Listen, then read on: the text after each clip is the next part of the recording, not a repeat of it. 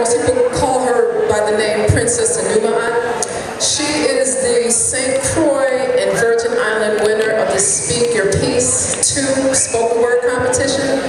And her poem is called Live Up. And I'd like us to welcome Princess Anumaat. We can clap, you know, it's okay.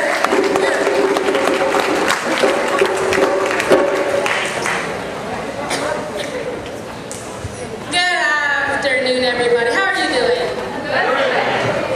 The poem I have today, as she said, is called Live Up. It did win first place in the Virgin Islands. And I wrote the poem because a lot of violence is going on and like nobody's really talking about it unless it's your family getting hurt. So I'll start it off for you. When teens are placed in projects and schools that have no intentions for them to excel and living in a society where everything is taken away from them as well, living in a place with less than nothing to survive on, going out job hunting, can't even find one, because the jobs these days only accommodate people out from the States. Now we got a disgrace fall back slip on the face, no children playing in the streets, you will hear no laughter in the air, just screaming sirens echo through until of our despair, where different races used to play is now in no man's land, where different faiths used to pray has crumbled into sand, where brothers and sisters used to smile and wave, they now turn and look away. Watching brothers killing brothers over some tattoo because we're in a different group flashing different colors. They reach for the gun and point it at the other. Will they shoot? It's just a matter of time. Seeing sisters hurting sisters over some guy or because an expert watched her straight in their eye. Going to school just to fight, carrying all of their strife, watching everyone as their enemy. Threatening to kill him if they trespass onto his or her territory. The bullets fly and you see a helpless child lying on the sidewalk screaming for their mother. At the wrong place, at the wrong time. Their tears drip from their eyes as they slowly pass away. The police take hours to come. The mother finds out the next day. Praying to stop the pain and sorrows of today and tomorrow. Our community walks around with fear and shame with their heads facing the ground, afraid to talk about what has happened. Just because that one person with a gun stares at them.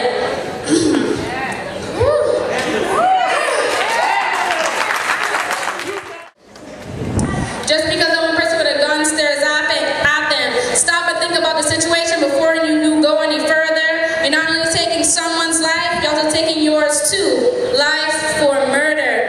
Violence is not an option. Just because you have a problem, that doesn't mean nobody else has them. And hurting someone is definitely not the way to solve them. Listen to your inner conscience and bring peace, love, and unity. Stop the violence. It's not needed in my life, in your life, nor in our community. We have to love each other, forgive each other, cherish each other, hold each other, never hurt each other, be there for each other, and care for each other. Only by that will we get past all the violence and killing going on in our community. Put down the guns, leave the drugs alone, stop all the senseless death and violent sightings. Trying to push different buttons in all kinds of sizes, pushing rewind and fast forward, but the button is stuck. You can't rewind to undo what you did, you can't fast forward past the consequences. Once you take someone's life, there is no giving it back. So stop and think before you act. It takes 4 generations to recover from every single act of violence. So please stop and think about the generations of families you are hurting by doing any act of violence. Live up, my people, live up.